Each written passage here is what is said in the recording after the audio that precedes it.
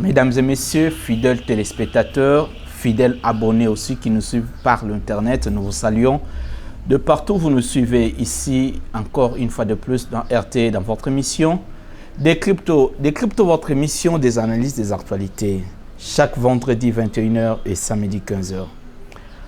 Une fois de plus, mesdames et messieurs, aujourd'hui nous allons parler de la gestion de la chose publique, la gestion des entreprises publiques.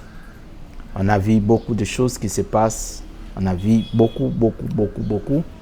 Et nous allons essayer d'en parler aujourd'hui afin d'avoir des lumières qui prévoient les lois, qui prévoient la gestion de ces entreprises. Et une fois de plus, nous recevons ces dignes fils du pays qui nous montrent de belles choses, qui ont encore de belles choses à nous montrer afin que la République soit sauvée. Nous recevons pour vous, Monsieur Bongongo. Monsieur Bongongo, bonjour. Bonjour Prince. Je pense que vous êtes bien portant. Oui, relativement bien portant pour le poids de l'âge que je porte. Dieu fait grâce. Et je peux dire merci au Seigneur pour la santé. Nous essayons de l'entretenir au mieux que nous pouvons. Et nous voici à votre disposition pour répondre à la série de questions que vous aurez probablement nous proposer en rapport avec des questions à soulever en rapport avec la gestion de la chose publique. Mais et cela au regard de la recherche, de la quête commune du bien commun. Gérer, c'est une bonne chose, mais gérer, c'est toujours, ça a un sens quand ça porte sur le bien commun. Voilà. Ok, merci beaucoup. Paix et grâce toujours, que, comme nous le disons.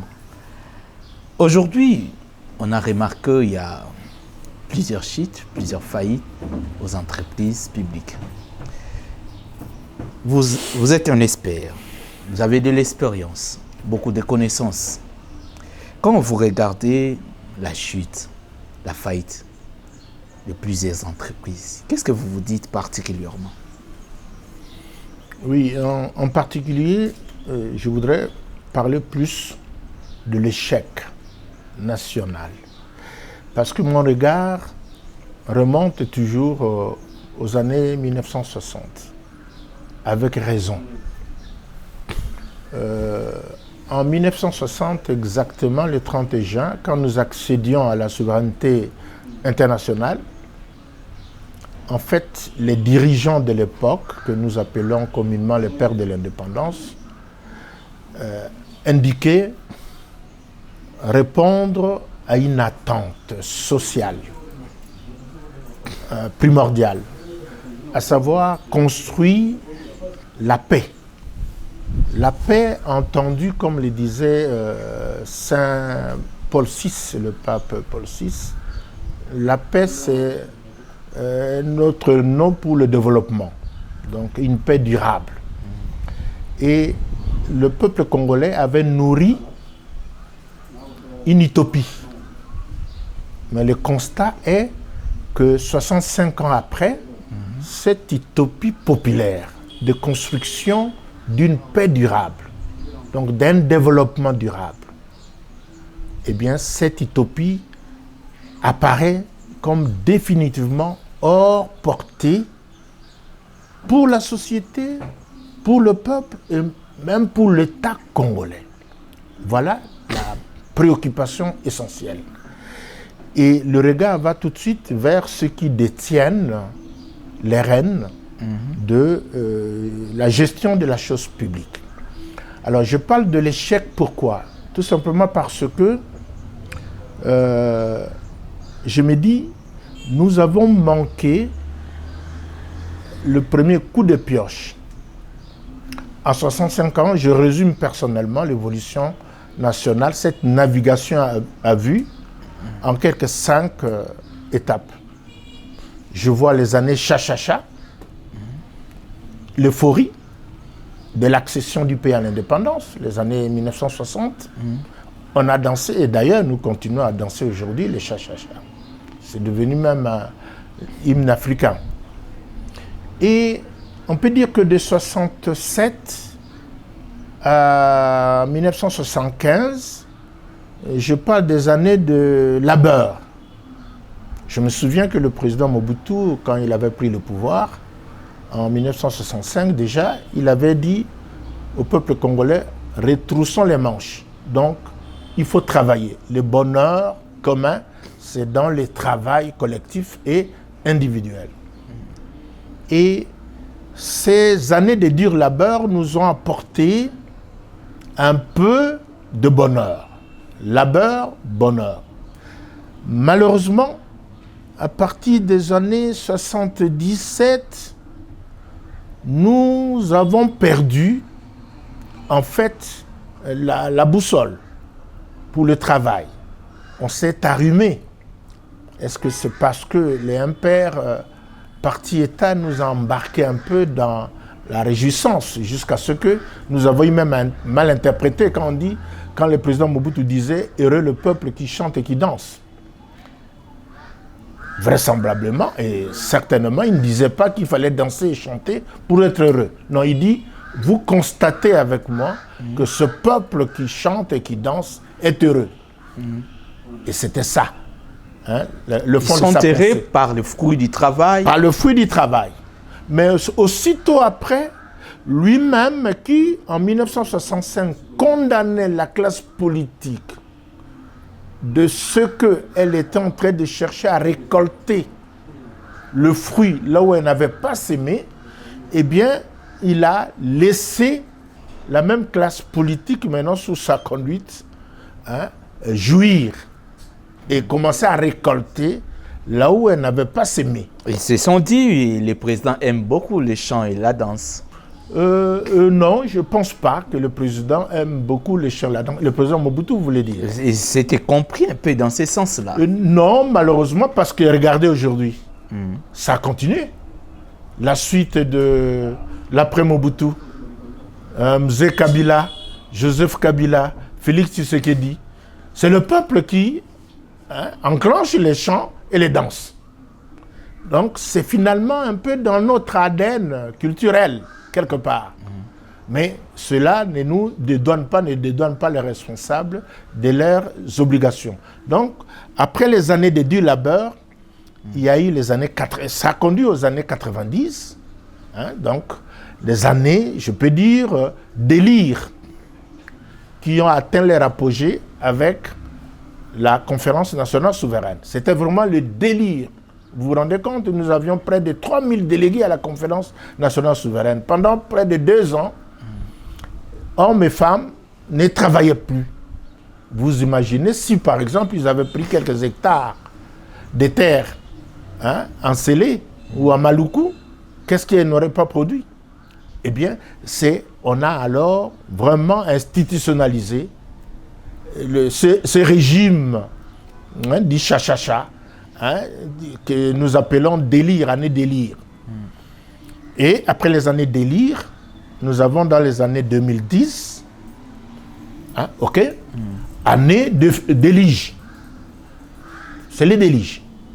Parce que nous sommes rentrés dans des débats, des dialogues, des confrontations interminables. Des confrontations istes. Parce qu'en fait, le vrai problème du Congo, et ça je terminerai peut-être par là, c'est d'avoir développé la pensée autour des ismes. On aura des lumumbistes, des mobutistes, on n'a pas parlé des kasaboubistes, de kabilistes, de tshisekédistes, etc. C'est des ismes. Et pourquoi vous avez pris l'année 2010 au lieu de commencer par 2000? Non, je parle des années 2000 disent ça c'est l'apogée en fait. Parce que n'oublions pas, 2004, 2006, c'est un peu la mise en place des résultats du dialogue intercongolais avec le régime 1+4. Et nous avons... Là, c'est 2001, je pense. Oui, 2001, ça c'était le dialogue. Mais le régime 1+4, c'est 2004-2006. Parce qu'on a eu les premières élections, en fait, en 2006. Hein, ok, démocratique, comme on dit. Hein, ok, 2006. Et ça a commencé le premier quinquennat de Joseph Kabila. Et malheureusement, nous sommes rentrés dans les tourbillons d'une déficience, ou plutôt d'un déficit d'autodétermination. Parce que quand le gouvernement Joseph Kabila lance le 5 chantiers avec le gouvernement chinois, eh bien, nous-mêmes Congolais, nous avions critiqué, attaqué ce programme. Juste pour avoir de lumière, comment vous avez regardé, entendu les programmes du président Joseph Kabila sur les chantiers? Oui. Et qu'est-ce que vous avez remarqué et vous avez constaté par rapport à cela? Non, on n'avait pas de choix. Vous savez, quand en 2001, Joseph Kabila accède à la magistrature suprême, la coopération structurelle avec les partenaires internationaux, techniques et financiers, était déjà rompue. Avec la Banque mondiale, la Banque africaine de développement, le Fonds monétaire international. Apparemment, les 5 chantiers nous apportent plus de problèmes que des solutions. Ah non, pas du tout. Ils auraient dû nous apporter des solutions. Mais cela n'a pas été effectif. Non, je préfère éviter les raccourcis, s'il vous plaît. Vous savez, personnellement, je me souviens avoir maudit, entre guillemets, les 5 chantiers. J'ai raté un vol. J'allais à l'aéroport de Njili. Et j'ai dû rater un vol. Parce que depuis le boulevard du 30 juin, Lumumba, pour arriver à l'aéroport, c'était la croix et la bannière. Comme je connaissais le conseiller en charge des infrastructures du président Kabila, je l'ai appelé pour dire, mais mon ami, qu'est-ce qui se passe? Ingénieur Kimbembe, qu'est-ce qui se passe? Nous pourrissons ici. Il me dit, cher aîné, nous n'avons pas le choix. Observez la situation de nos 2 boulevards. Effectivement, malgré que j'avais raté le vol, j'avais compris. Il m'avait même déclaré que même les chancelleries appelaient à la présidence de la République pour dire que ça devenait insupportable. Les travaux d'agrandissement, de réhabilitation du boulevard du 30 juin et boulevard Lumumba. Mais c'était les 5 chantiers. Ça n'aurait pas été possible sans les 5 chantiers, par exemple. Est-ce que vous imaginez aujourd'hui les drames que nous vivons à Kinshasa si le boulevard du 30 juin et Lumumba n'avaient pas été rénovés, agrandis à cette époque? Mais nous constatons que ce n'est pas insuffisant. Mais à supposer qu'on n'aurait pas fait ce qui avait été fait en ce moment-là. On a dit non, les Chinois, ils exagèrent les coûts. Non, c'est nous.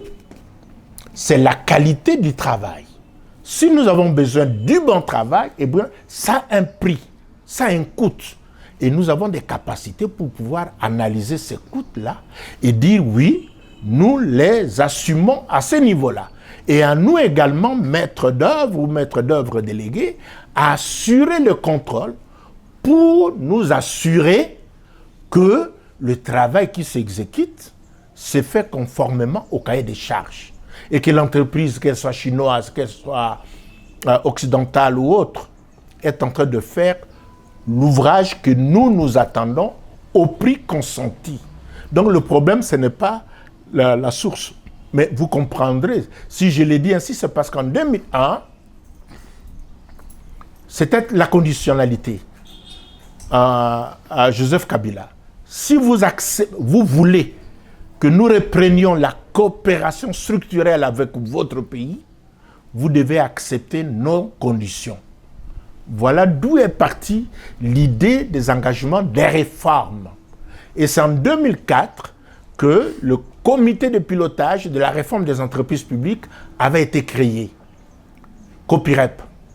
Et c'est en 2008 que les lois, les 4 lois sur la réforme, la transformation des entreprises publiques, avaient été promulguées en juillet 2008, après quelques années, 3, 4 ans, de travail harassant et de discussions parlementaires. Donc, si vous permettez que je termine. Oui, allez-y.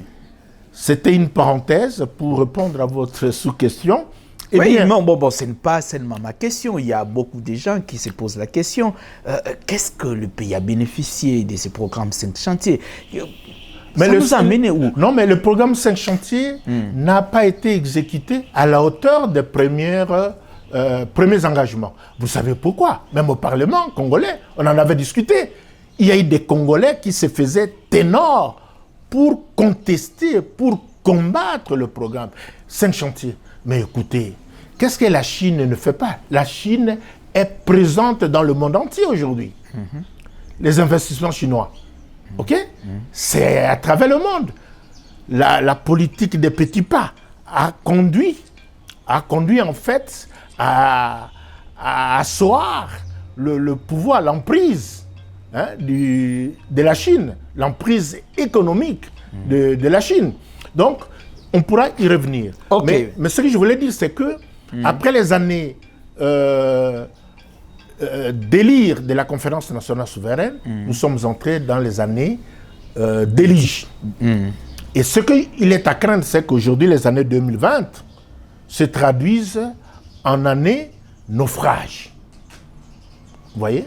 Délige, nous sommes sous les déliges, déjà ça, on le voit. Mais si nous ne dressons pas le front, si nous ne nous réveillons pas, si nous ne nous mettons pas en mouvement, debout et en mouvement, eh bien, bientôt, c'est le naufrage.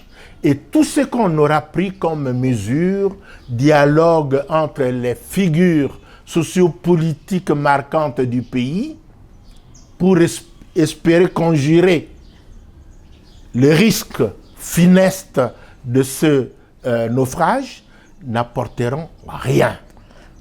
Ok. Attaquons les réformes 2008 par les COPIREP.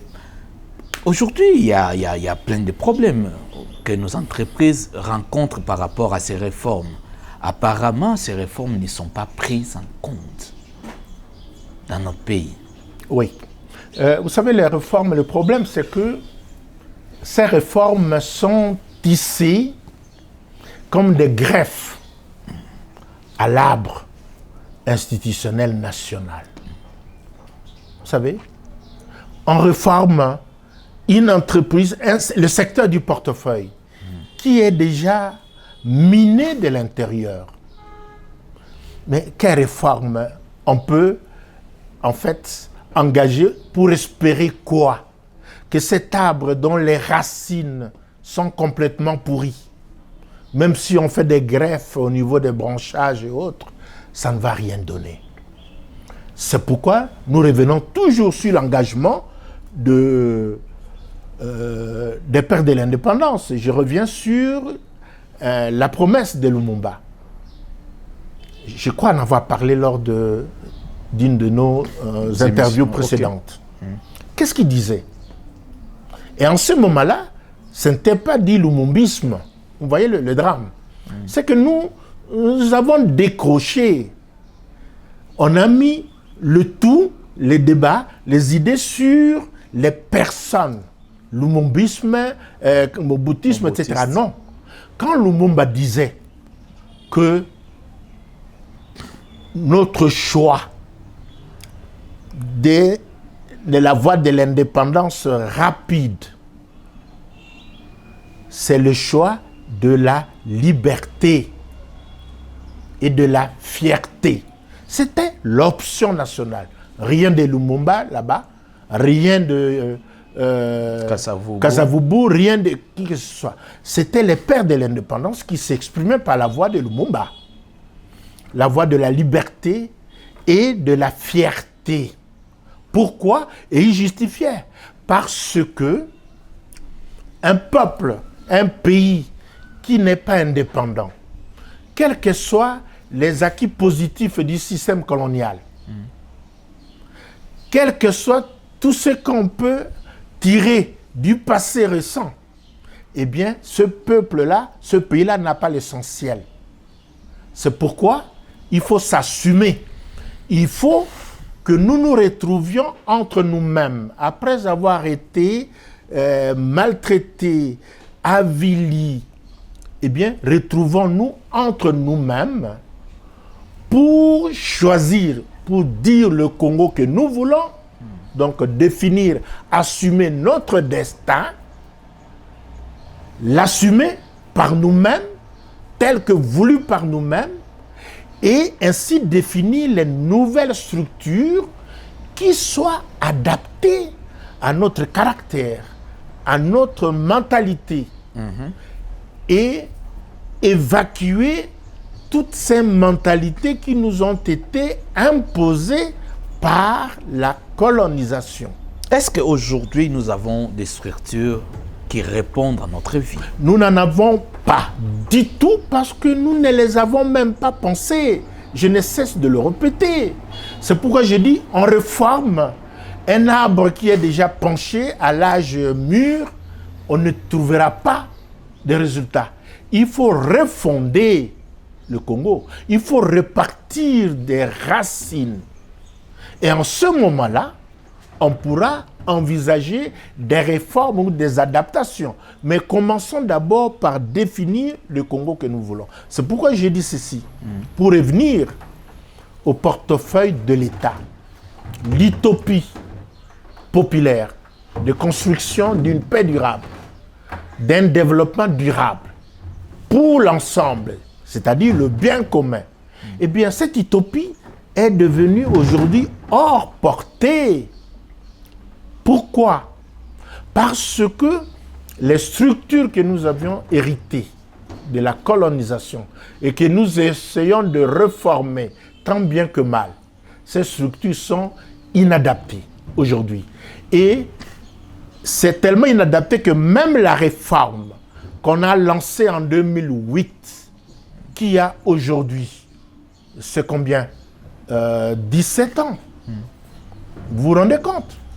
17 ans, eh bien, ce programme de réforme-là, qui avait été inspiré et imposé pratiquement par les partenaires, dont le Fonds monétaire et la Banque mondiale, nous sommes révélés incapables de l'intérioriser, de l'assumer et de le conduire.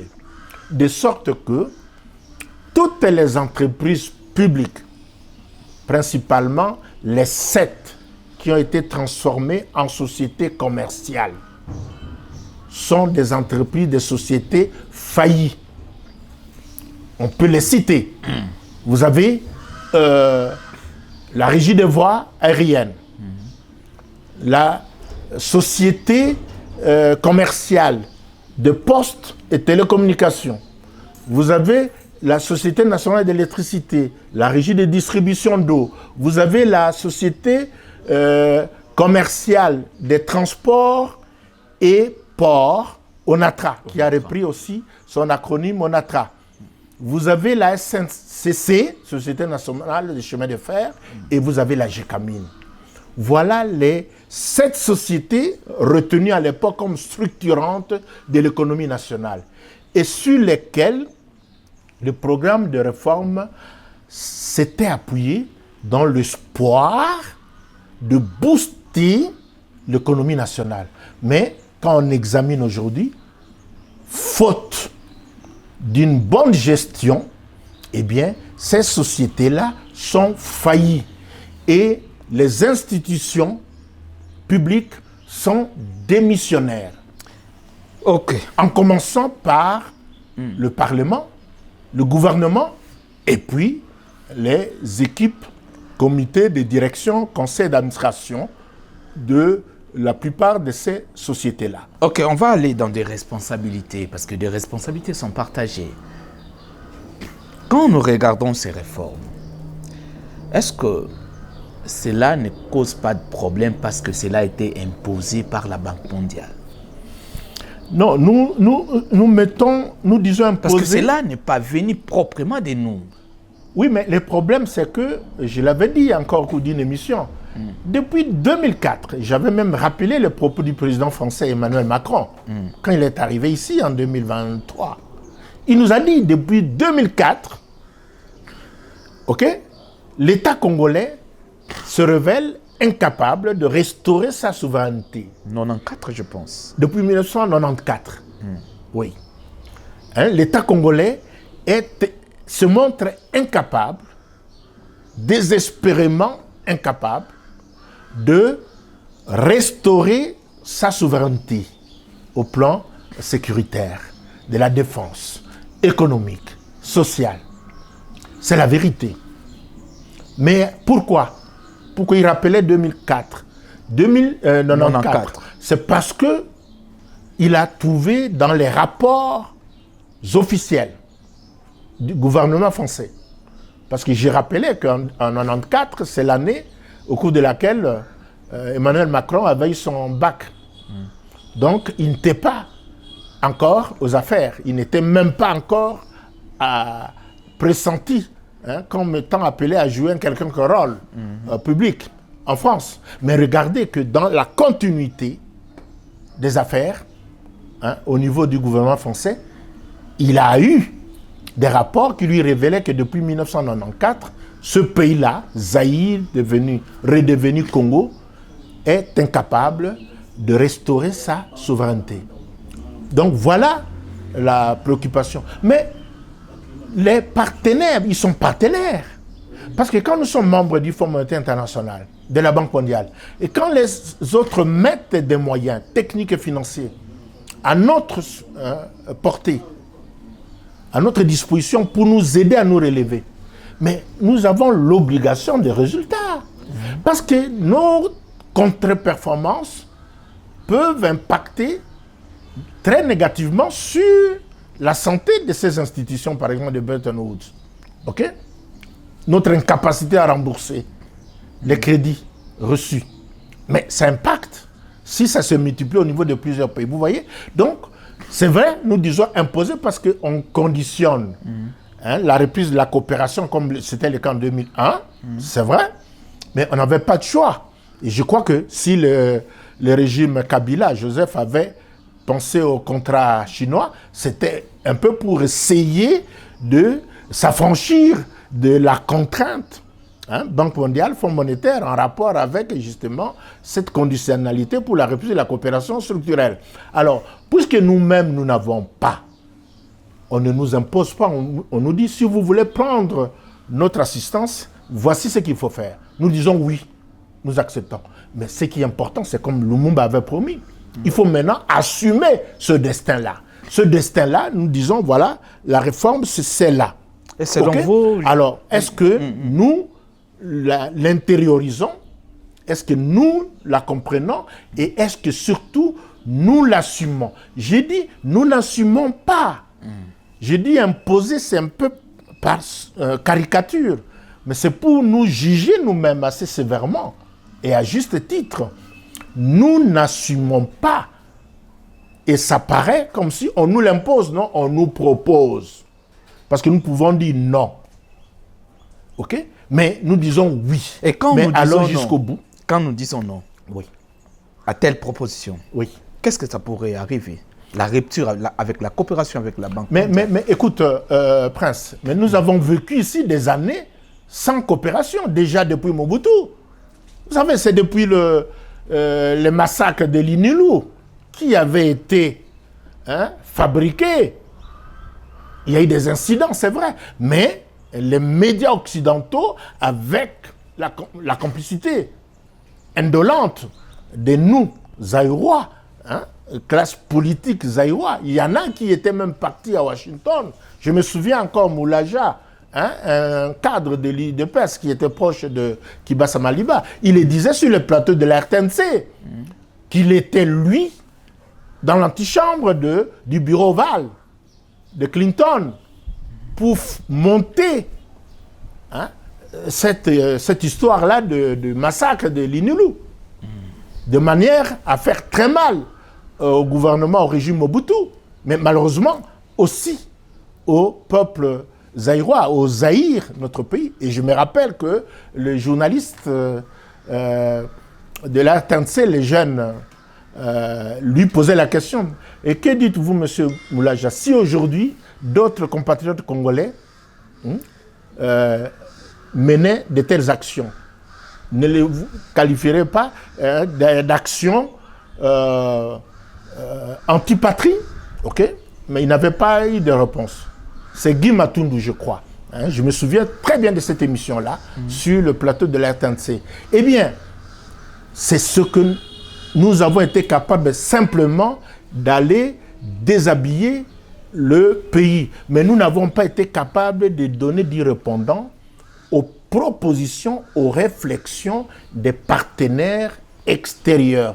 Et c'est là le hic. Donc nous avons adhéré à la réforme des entreprises publiques, mais nous n'avons pas été capables en 17 ans d'assumer le destin qui découlait de la mise en œuvre insuffisante de ce processus, de ce programme-là des réformes. Et je parle d'incapacité, pourquoi? Parce que, regardez, en 17 ans, ni le gouvernement, ni le Parlement, aucune institution n'a pris soin d'évaluer, même à mi-parcours, la mise en œuvre de ces lois-là. Ok. Et conséquence, aujourd'hui, aucune entreprise, aucune, n'est viable. Et même une autre conséquence sociale inquiétante, c'est quoi? C'est que le gouvernement disparaît, il laisse le devant même aux travailleurs de ces entreprises. Donc vous voyez par exemple des syndicats des travailleurs imposer la loi au gouvernement pour dire nous ne voulons pas de cette orientation-ci. Est-ce que ce n'est pas de l'ignorance où l'État n'a pas aussi assez vulgarisé ces réformes? Non, le problème, c'est même pas de vulgariser. Le problème, c'est d'appliquer. La vulgarisation, c'est une chose, c'est vrai. Mais c'est d'appliquer le programme. Mais regardez, les lois qui ont été prises, par exemple, la loi sur l'eau, sur l'électricité, elles ne sont pas appliquées, sinon partiellement, timidement. Et de manière vraiment timorée. Timorée. On aurait dû avoir déjà plusieurs opérateurs privés ici. Pourquoi ils ne viennent pas? Parce qu'on avait dit on libéralise les secteurs. Mais pourquoi on n'a pas ces opérateurs privés? Les seuls opérateurs en vue que nous avons, c'est des opérateurs des sociétés commerciales comme la Régie des eaux et la SNEL, mais qui sont sociétés commerciales, mais avec comme propriétaire le capital entièrement à l'État. Mais où sont les investisseurs privés qu'on pensait attirer par ces lois-là? Est-ce que le gouvernement se pose des questions? Est-ce que le Parlement pose des questions au gouvernement? Parce que si le Parlement, au lieu d'enquiquiner des mandataires publics, le DG SNEL, le DG Régie des eaux, le DG Camine, si le Parlement pouvait plutôt interpeller les ministères, les ministres sectoriels, parce que ce sont ces ministres-là qui détiennent la politique sectorielle. Et ces ministres, par crainte d'être mis en cause gravement par le Parlement, eux, ils interpelleraient les comités de direction, les conseils d'administration de ces entreprises, tout au moins les animateurs, pour dire, monsieur, nous attendons ceci de vous. OK? Vous avez un cahier de charges ou bien un contrat de concession du secteur de l'eau. Vous devriez recevoir tel moyen de l'État et nous donner tel résultat. Où en êtes-vous? Contrat de performance. Oui. Mais un contrat de concession de base pour dire nous vous donnons la concession du service public de l'eau, du service public de l'électricité. Parce qu'une société commerciale, ça peut être un privé. Elle ne peut pas venir ici et commencer à exploiter les réseaux, les installations qui ont été construites par l'État congolais sans un contrat de concession. Par exemple. Donc, nous en sommes là. Le problème, c'est que nous ne gérons pas. Il y a absence de conduite, de pilotage du programme de réforme des entreprises publiques. Et la conséquence, ne soyons pas surpris de voir que ces sociétés commerciales, malgré tout ce qui a été décrit avant, eh bien, elles sont en train de disparaître. Ok, Ce ne sont plus des canards boités aujourd'hui, c'est des sociétés carrément faillies. C'est ça la réalité. On a vu ces rapports du DG de la Régie des Eaux. 19 millions d'eau distribuée. À sa grande surprise, il n'y a que 9 millions de dollars que l'entreprise reçoit chaque mois. Quand vous regardez cette situation, vous étiez là. Vous êtes fils de la maison. Vous étiez à la tête de la Régie des Eaux. Quand il y a des réactions pareilles par le DG, qu'est-ce que vous dites personnellement? Oui, je n'ai pas suivi le rapport du DG, je ne l'ai pas suivi, mais j'ai vu plutôt un message signé par, je crois, la direction de communication de la Régie des Eaux. Ça a circulé dans les réseaux sociaux. Il parle de 19, il prend la ville de Kinshasa, qui représente pratiquement plus de 70%, en tout cas du chiffre d'affaires de la Régie des Eaux, RDC. Eh bien, le directeur de communication de la Régie des Eaux a dit que le comité de direction de la Régie des Eaux, effectivement, je comprends quand vous parlez d'IDG, a fait ce constat-là, que sur 19 millions de mètres cubes d'eau potable produits à Kinshasa et lancés au réseau de distribution chaque mois, la Régie des Eaux commercialise seulement 9 millions de mètres cubes. Et si nous prenons, par exemple, que le mètre cube est vendu en moyenne, par exemple, à $1, en ce moment-là, je comprends votre question, votre raisonnement, eh bien, la Régie des Eaux ne vendrait de l'eau à Kinshasa que pour 9 millions de dollars chaque mois, parce que ça, c'est la vente. Ce n'est pas encore le recouvrement. Ce ne sont pas les recettes. Le recouvrement n'est jamais de 100%. OK? Donc, il est à craindre que si la Régie des Eaux facture pour 9 millions de dollars, elle ne récolte peut-être que 8 millions, 7 millions ou moins. Mais le constat renversant, c'est celui des 10 millions de mètres cubes d'eau qui sont perdus dans la nature. C'est-à-dire que, oui, 10 millions de dollars, par exemple, chaque mois. Allez, écoutez, nous parlons de quoi? 10 millions de dollars que la Régie des Eaux perd chaque mois. Mais ce qui est grave, c'est que ces pertes-là, c'est et les pertes techniques, et les pertes commerciales et autres administratives. Parce que le communiqué, le message de la direction de communication de la Régie des Eaux incrimine même les services commerciaux de la Régie des Eaux et annonce des contrôles, des descentes inopinées de la haute direction de l'entreprise. C'est par là qu'on ne comprend plus. On comprend plus rien. Qu'est-ce qui se passe? C'est grave, Prince. C'est extrêmement grave. Je dirais même, ça c'est criminel. Parce que ça c'est de l'autoflagellation. Comment le comité de direction peut constater aujourd'hui, alors que nous savons, il y a une pratique là de compétition même.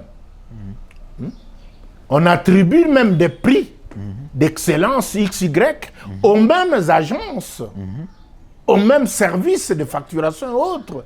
Mais qu'on se réveille aujourd'hui pour voir que non, on constate qu'il y a des restants dus de plus de 4 milliards qui sont fictifs. Et j'ai vu même le directeur commercial demander qu'on arrête la facturation du mois d'août. Pour dire arrêtez, ça ne va pas. Mais c'est une catastrophe. C'est une catastrophe. On devait plonger tout de suite toutes les affaires cessantes. C'est saisir de la direction de la Régie des Eaux pour mettre hors d'état de nuire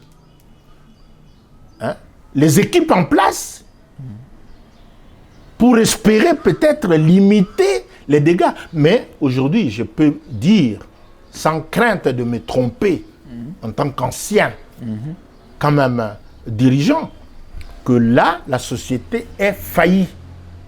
Définitivement.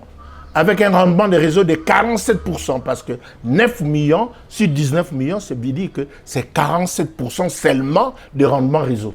Alors que la bonne performance est autour de 70, 75. Je sais que depuis des années, c'était tombé même à moins de 60. C'est vrai. Mais aller en dessous de 50%, Prince, je vous dis, aujourd'hui, cette société est définitivement faillie. Et ce n'est pas des descentes inopinées des dirigeants en place, je veux bien comprendre, qui vont ressusciter l'entreprise. Non, non, non, non. C'est une situation dont le gouvernement devait se saisir, toutes affaires cessantes, pour faire la lumière et voir si on peut sauver. Mais par quelle mesure sauver le service public? Pas la régie des eaux.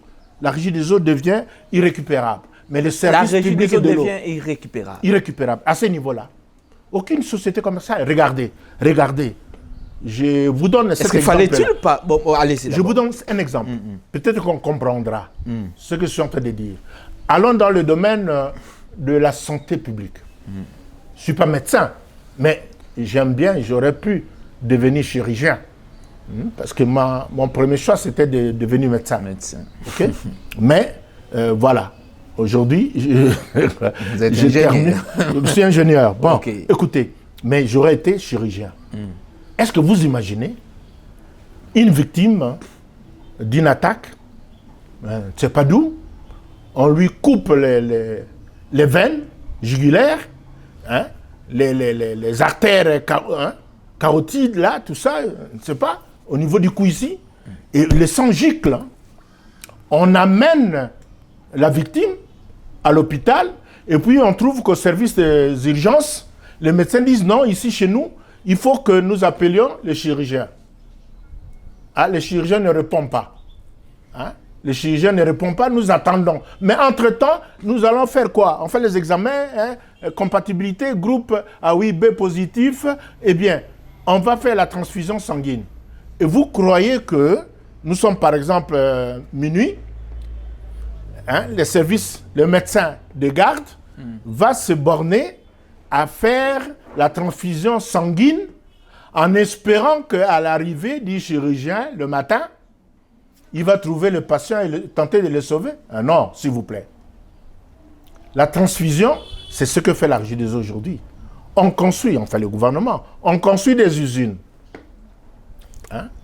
Hier, la régie des eaux ne produisait pas 19 millions de mètres cubes.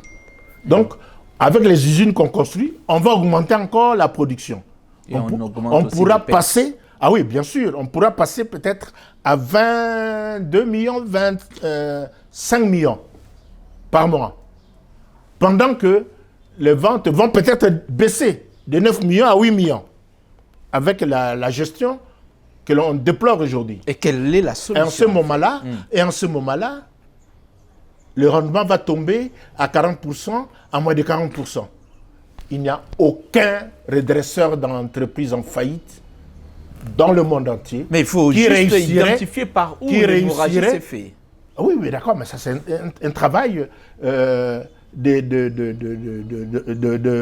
manager pour tout de suite descendre, mais pas l'équipe en place. L'équipe en place, non.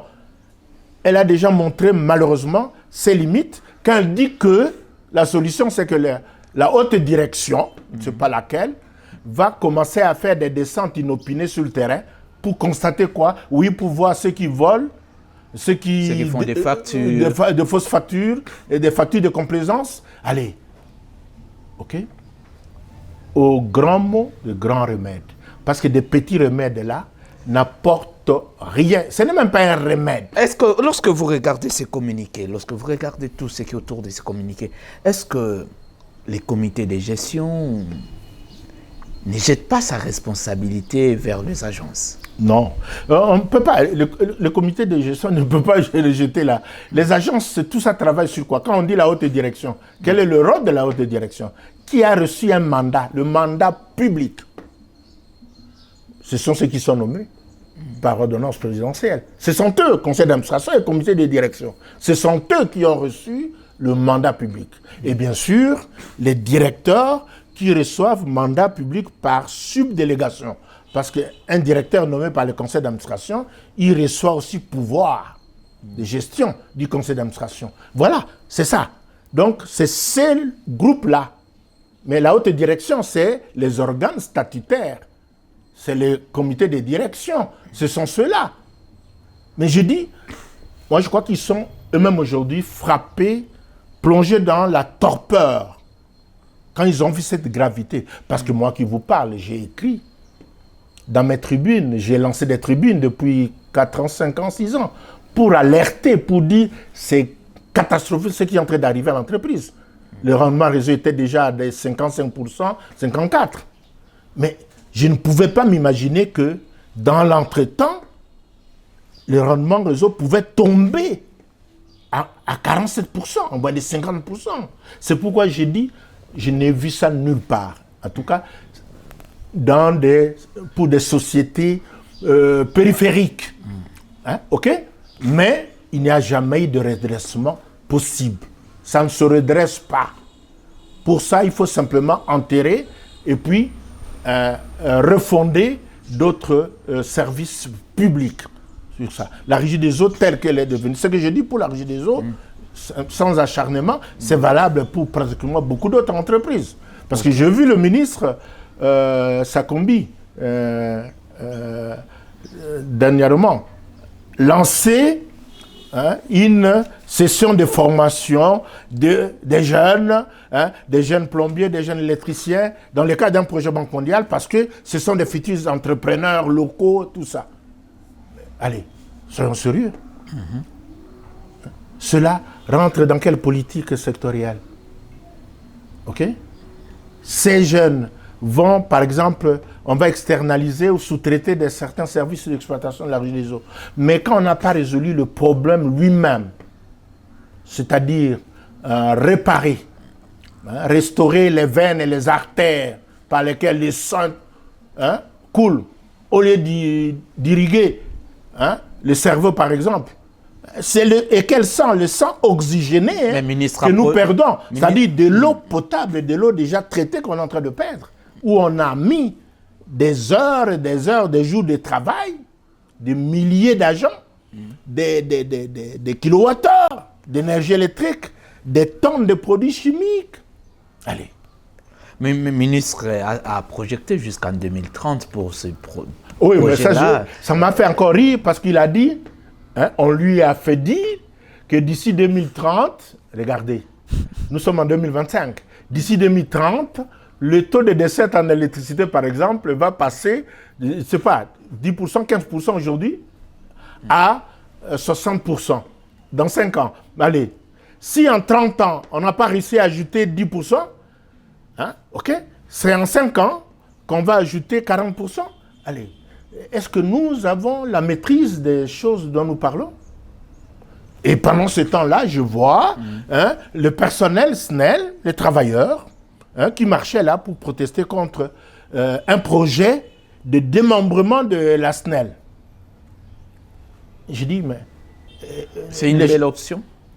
Non, mais écoutez, la question c'est dire, demander aux organes statutaires, ici c'est le comité de direction, parce qu'il semble que c'est le conseil d'administration qui projette ça, mais c'est un vieux projet. C'est depuis l'ère Mobutu, déjà dans les années 90, on parlait de ces démembrements. On n'a jamais eu la force de le faire. Et toujours sous cette pesanteur-là, parce que les travailleurs... Non, pour les travailleurs, le syndicat, c'est de s'assurer que les emplois sont garantis demain.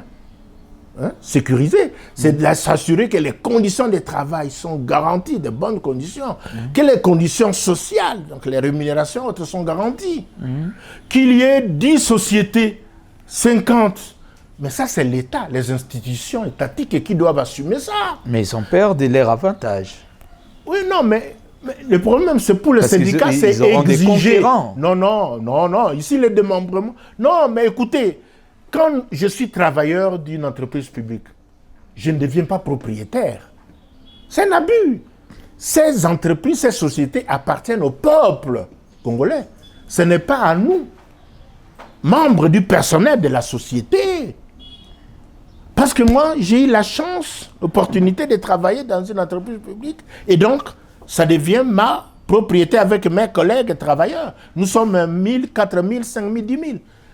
Et les autres 120 millions de Congolais aujourd'hui, qui sont copropriétaires. Non. Je me souviens que Modeste Bahati, alors président du Sénat, se plaignait. Il parlait presque député en disant, mais qu'est-ce qui se passe?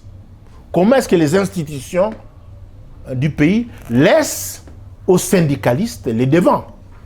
Alors, si c'est les syndicalistes qui prennent les devants, donc que les réformes se fassent par les travailleurs. Alors, en quoi nous allons juger la compétence des dirigeants, des gouvernants? Parce que ce sont les gouvernants qui doivent nous mener, qui doivent prendre ces politiques-là, engager ces réformes-là. Et engager aussi les responsabilités. Mais j'ai dit, le rôle des syndicats, c'est de veiller à ce que les voies dans lesquelles on engage les entreprises, la chose publique, ne vont pas impacter négativement sur les conditions de travail. Mais comment on doit rejeter la concurrence? S'il y a la loi sur la libéralisation du secteur, c'est justement pour ouvrir la concurrence. Et la SONAS, aujourd'hui, la SONAS est en concurrence. Il y a des opérateurs, des assureurs privés qui sont venus. Est-ce que la SONAS est en train de pleurer pour dire non, chasser les concurrents? Non, pas du tout. Okay, et comment on peut endormir le peuple en disant non, ce que nous n'avons pas fait en 30, 40 ans, nous allons le faire en 5 ans? C'est quoi? Je parie que le secteur de l'électricité n'ajoutera même pas 1% d'ici 5 ans. Sans exagération, sur le taux de desserte. C'est de l'utopie. Non, c'est légitime d'avoir une utopie. Mais c'est vraiment une utopie irréaliste, quoi. Il faut avoir des utopies. Mais nous sommes dans les utopies, regardez. 2030, c'est l'échéance, c'est l'horizon des ODD. Objectif du développement durable. C'est la même chose dans le secteur de l'eau. Assainissement. Assainissement pour tous. De l'eau potable pour tous. Mais c'est dans 5 ans. Nous en parlons. Mais où est-ce que nous serons? Le Congo, Kinshasa sera où? Non, nous serons pays solution. Je l'avais déjà stigmatisé. Okay. Nous, c'est être pays solution pour l'humanité en matière de défis, des changements climatiques, des transitions énergétiques. Voilà.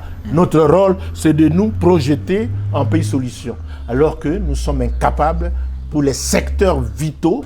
Et je reviens pour vous dire pourquoi j'ai abordé la question. C'est parce que justement, au lieu de faire le travail qu'on aurait dû faire de fondation, nous nous sommes arrêtés à la superstructure, essayer de rafistoler, mais sans incidence possible. Conséquence, nous avons perdu le ciment du vivre ensemble, c'est-à-dire les services publics essentiels. Quand nous parlons d'eau, d'électricité, de transport, de santé, d'éducation, ces services publics-là, eh bien, ils sont complètement laminés, ils sont presque morts, et conséquence, il n'y a pas le ciment du vivre ensemble. C'est-à-dire que le Congolais peut juste être chauvin. Nous savons être chauvin, mais pas patriote. Ok, merci beaucoup. Juste cette question d'actualité. Il y a une rentrée parlementaire à l'Assemblée nationale. On a suivi les discours du président de l'Assemblée nationale, Vital Kamerhe. Et quand vous regardez cette rentrée est-il paisible? Paisible, non, parce que les acteurs eux-mêmes nous montrent que ça ne peut pas être paisible. D'abord, c'est une session parlementaire, ok? Et puis, les les agitations, la première journée du 15 septembre a été très agitée avec, j'étais heureux quand même de voir que le président de l'Assemblée, Vital Kamerhe, a réuni son bureau et a organisé la réception des mails du secrétaire général des pétitions. OK? Eh bien, bon, je pense que ça doit œuvrer, participer du souci visible d'apaisement. Mais moi, je suis déçu. Déçu, complètement. Ça me conforte malheureusement dans le constat que j'ai fait. Pour dire que les institutions sont démissionnaires. Je prends le Parlement. Je ne parle pas simplement de la législature en cours. Mais depuis 2008, les législatures successives ne se sont pas occupés du ciment du vivre ensemble. C'est-à-dire, ils ont réformé le portefeuille de l'État. C'est pour améliorer la qualité et la quantité des services publics. En 17 ans, jamais ils ne se sont préoccupés de savoir ce que deviennent ces services publics. Sauf pour dire non, ça ne va pas. OK, la RVA défaillante, la Régie des eaux n'y arrive pas, la SNEL, non, il faut chasser les DG, etc. Il y avait même une décision là. On chassait le DG de la SNEL. Il avait dû être réintégré. Mais je dis non, on n'aborde pas les questions essentielles, existentielles. Est-ce que cela a été normal, l'interpellation du DG de la SNEL? Oui. Non, je l'ai déjà dit tout à l'heure, Prince. Ce n'est pas le DG qu'il faut interpeller, c'est le ministre qui a le secteur dans cette attribution. C'est le ministre des ressources hydrauliques et l'électricité. Parce que lui qui est censé suivre au quotidien le travail qu'abat la SNEL. La SNEL a la responsabilité de distribuer l'électricité. Oui, très bien. Mais ce qui est arrivé à l'aéroport, à l'atterrissage du président de la République, c'était un peu... Non, bon, ça, je n'ose pas me prononcer parce que j'ai lu tout à l'heure un rapport d'une commission mise en place par Kinké Mulumba, qui est président du conseil d'administration de la RVA. Ce rapport-là ne parle pas des éléments qui ont été massivement évoqués par les médias. Donc, je n'ose pas me prononcer. Je vais tout simplement dire ceci. En tout état de cause, il faut interpeller le ministre des Transports. Il faut interpeller le ministre des Mines. Il faut interpeller le ministre des Ressources hydrauliques et l'électricité. Pour chaque secteur, c'est une façon de les réveiller. Comme ça, chaque ministre, au quotidien. Le problème, c'est qu'on me dit non, ils n'ont plus la tutelle. Non, ils n'ont pas la tutelle de la société commerciale, mais ils ont la tutelle. Ils ont les pleins pouvoirs de la gestion du secteur. Donc, la politique sectorielle, la politique minière, c'est le ministre des Mines. Okay. La politique énergétique de l'eau, c'est le ministre des Ressources hydrauliques. Tout comme de l'électricité, des transports, c'est le ministre des Transports. C'est comme ça. Il faut réveiller les ministres. Vous savez, j'avais dénoncé cette affaire-là en disant, on peut se poser la question, que font les ministres au quotidien? Qu'est-ce qu'ils font? Est-ce qu'ils traitent vraiment les questions vitales de leur secteur? Qu'est-ce qu'ils font? Parce que les courriers, ils ne les traitent pas. Ils ne les lisent pas. Je vous avais donné l'exemple du ministre du Budget à l'époque, de Aimé Boji.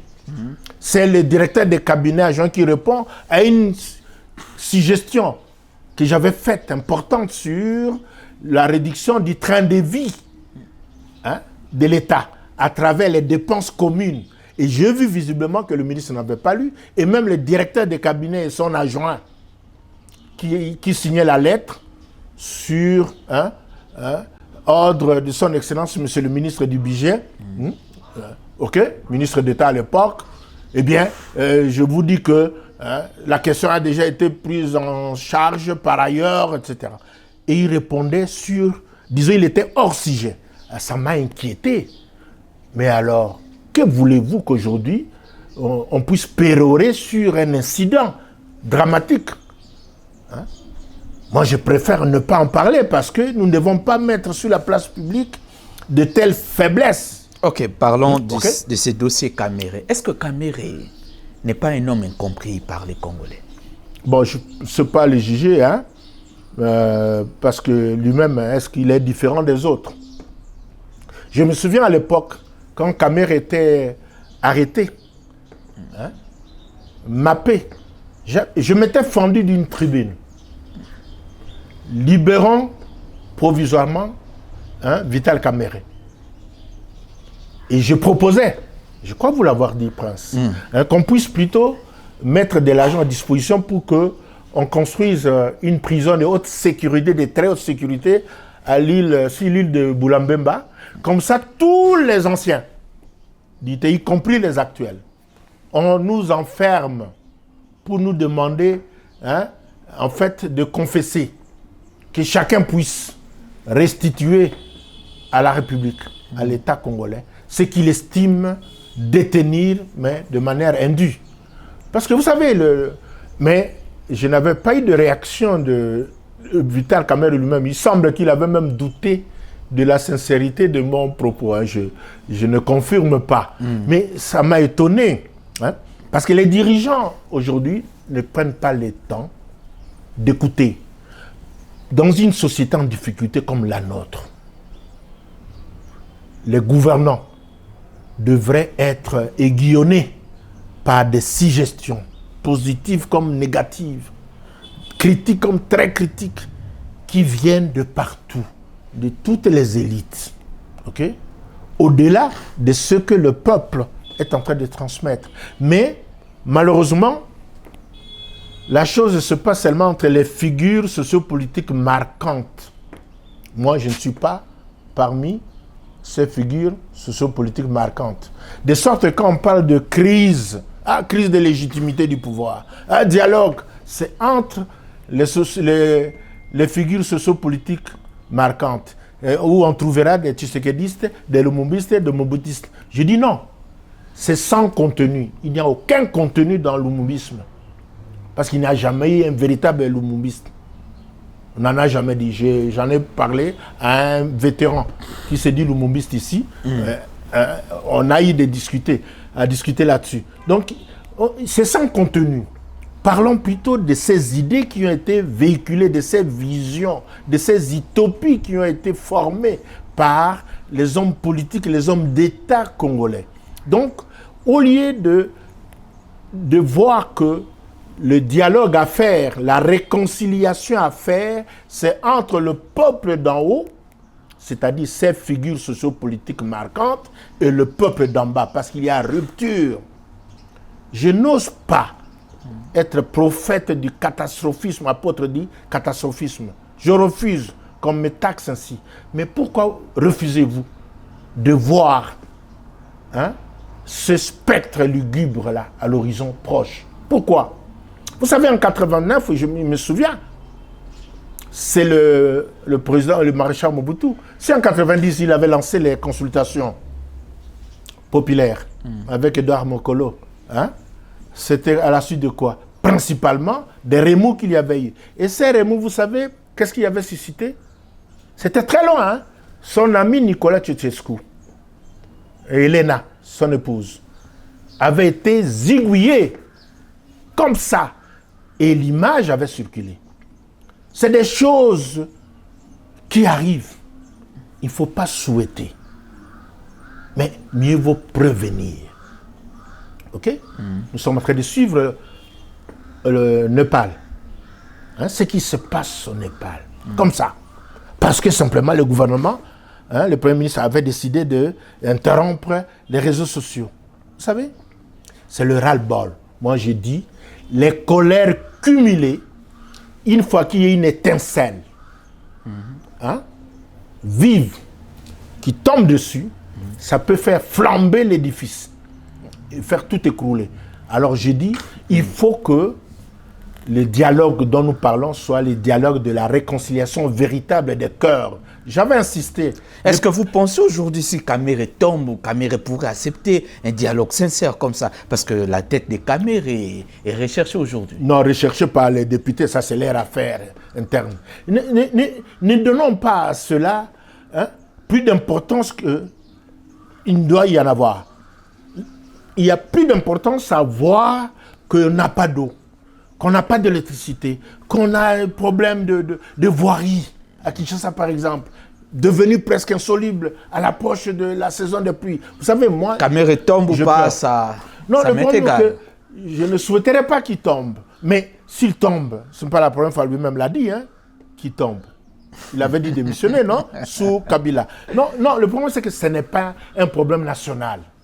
Ça ne doit pas être un problème national. C'est un problème de l'institution Parlement et encore de l'institution Assemblée nationale. S'il vous plaît, que l'attention de nos députés se déporte. J'avais fait ma lettre ouverte, Kinshasa et Kobongate, aux députés et aux sénateurs. Ça fait plus de 8 mois aujourd'hui. Aucune réaction. Et j'avais expliqué pourquoi. Et je nous mettais en garde contre. Là, ce n'est pas leur affaire. Mais vous vous rendez compte? Mais la population, c'est là. C'est là. Nous vivons. Regardez ici. Par exemple, dans notre quartier, nous sommes en train de cotiser pour essayer de rafistoler quelques voiries pour limiter les dégâts. Parce qu'immanquablement, il va y avoir des dégâts avec les pluies. Nous avons même appelé le DG de l'OVD, mon ami Victor Toumba, qui m'avait dit non, calme-toi, cher ami, j'appelle l'entreprise. Ça fait 3e semaine. Pas de suite. Et entre-temps, on va arrêter les pluies. Et quand les pluies vont venir, mais nos maisons vont partir. Et il y aura des morts. Vous savez, moi-même, je vous l'ai dit une fois, je suis victime de la pluie du 12 décembre 2022. J'avais perdu le tendon quadricipital, puisque j'étais sur le collecteur, le grand collecteur du bassin de la source de Lukunga, ici, chez nous. J'étais tombé, et puis j'ai eu la jambe cassée en deux, parce que les tendons quadricipitaux étaient coupés. 6 mois au lit, opéré au centre pour handicapés, ici, sur Léry. Donc, vous voyez, ça, c'est son. Et je ne suis pas pris en charge. OK? Je ne suis pas pris en charge. La Régie des eaux n'a même pas daigné, que j'ai servi pendant près de 45 ans, même me supporter pour $100. Alors que j'ai droit. Donc, vous voyez, le problème, c'est quoi? Que les députés s'occupent de ça, de ces questions-là. Non, s'il vous plaît. Si on avait dit à l'opinion que non, on descendait Kamere parce qu'on voulait voir clair dans la réforme des entreprises publiques, là, et il a bloqué. Ah oui, pourquoi l'eau potable? On en manque. Il a bloqué l'électricité. Pourquoi le problème des voiries? Il y a des questions essentielles. Non, je n'ai pas entendu ça. Mais alors, assez. Qu'on arrête de se moquer de nous. En tout cas, pas moi. Moi, je suis dans le peuple d'en haut, malheureusement. Même si je n'ai pas de responsabilité publique. Mais au niveau de l'opinion de l'homme de la rue, je suis dans le peuple d'en haut. Donc, assez. Mettons un grand débat national, comme j'avais suggéré, novateur, pour un Congo moderne, mais qui permet de sceller la réconciliation véritable des cœurs entre le peuple d'en haut et le peuple d'en bas. Parce que tout ce qu'on va avoir là, union sacrée, union ceci, multi-ceci, eh bien, ça, ce sont des petits navires de cabotage. Mais quand le Titanic va couler, même ces petites embarcations de cabotage vont couler avec le Titanic. Personne, alors personne, ni puissant, ni riche, ni pauvre, ni faible, personne n'échapperait à un tel tsunami. Est-ce qu'on ne peut pas faire l'économie d'un tel tsunami à notre Congo qui est déjà meurtri depuis des décennies? Parce qu'il y a moyen d'éviter ça. Et pour éviter ça, il faut ce grand débat national pour refonder le Congo, mais assorti d'un programme de déclic et de confiance, c'est-à-dire qui nous permettent de voir comment sauver, comment avoir des voiries acceptables, comment avoir un service d'électricité, un service d'eau, des soins médicaux, etc. Hein? L'accès aux soins médicaux, l'accès à l'éducation acceptable. Voilà ce qu'il faut. Ok, merci beaucoup d'avoir accepté notre invitation, Papa Bombongo. Est-ce que vous avez un dernier mot à s'adresser autant des Congolais partout qui nous suivent dans le monde? Oui, comme mot intérimaire de la fin, parce qu'il n'y aura pas de fin, moi je n'ai pas encore fini de livrer Il y a toujours des choses. mes opinions, je voudrais instamment dire à notre peuple de comprendre que nous devons, et surtout aux élites, nous devons changer de cap. Nous sommes en guerre parce qu'on nous impose, mais faisons la guerre.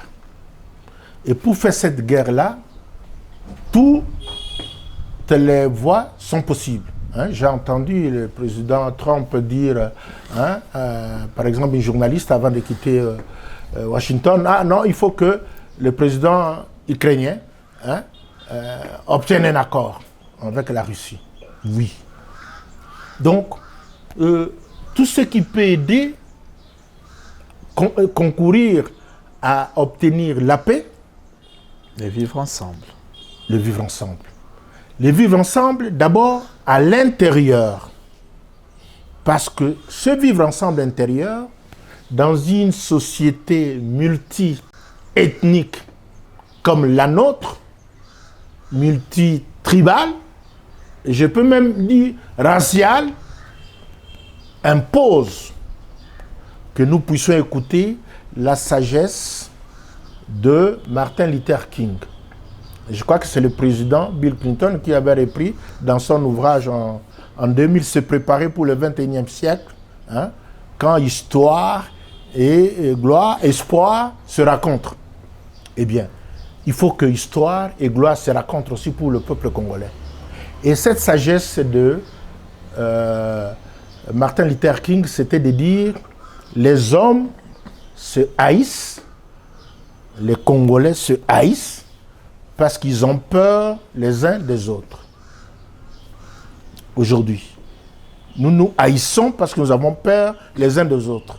Et nous avons peur les uns des autres parce que nous ne nous connaissons pas les uns les autres. Nous ne nous connaissons pas parce que nous ne pouvons pas apprendre à nous connaître. OK? Et pourquoi nous ne pouvons pas apprendre à nous connaître? Parce que nous sommes séparés même par un simple fossé psychologique. Et ça, c'est grave. C'est pourquoi je m'adresse principalement à la première institution, le président de la République, le gouvernement, le Parlement, de nous aider à interpeller la population pour que nous arrêtions de communiquer sur ces questions excessivement sensibles qui sont en train de creuser la haine, l'ignorance des uns par rapport aux autres, les fossés psychologiques. Rappelez-vous, il y a un homme politique congolais, sénateur, député honoraire, je pense, je dois les citer, c'est Maître Moïse Nyarugabo, qui rappelle souvent cela. Parce que c'est toujours dans la série de Martin Luther King. Si nous ne pouvons pas vivre ensemble comme des frères et sœurs entre nous, nous mourrons tous comme des idiots. Il me semble que c'était toujours dans la série de cette pensée de Martin Luther King. Non.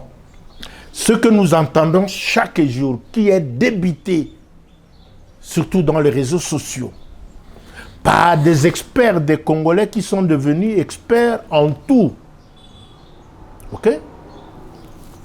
Et je crois que l'opinion, pas même des gnosologues. OK? Non. Qu'on arrête. Qu'on arrête. Et surtout, les communicateurs des tendances, des leaders politiques et sociaux. Non. Nous faisons mal. Parce que, au lieu de créer le rapprochement, nous sommes en train de creuser ce fossé-là, psychologique. Okay? Qu'on laisse un peu à des élites politiques, vraies, intellectuelles, vraies, économiques, vraies, artistiques, vraies, culturelles, vraies, techniques, vraies, religieuses, vraies, des vrais. Pas parce que tel, il est prophète, il est apôtre. On doit interdire. Il y a excessivement de dérives. Les choses que nous disons, il y a trop de dérives. Et croyez-moi, cela ne va pas nous aider à économiser le tsunami qui pointe à l'horizon, qui est en train de déferler sur l'horizon. Un tsunami social, exterminateur, égalisateur des destins. C'est-à-dire que tout le monde va être nivelé là. Il ne faut pas qu'on travaille pour appauvrir les riches. Non.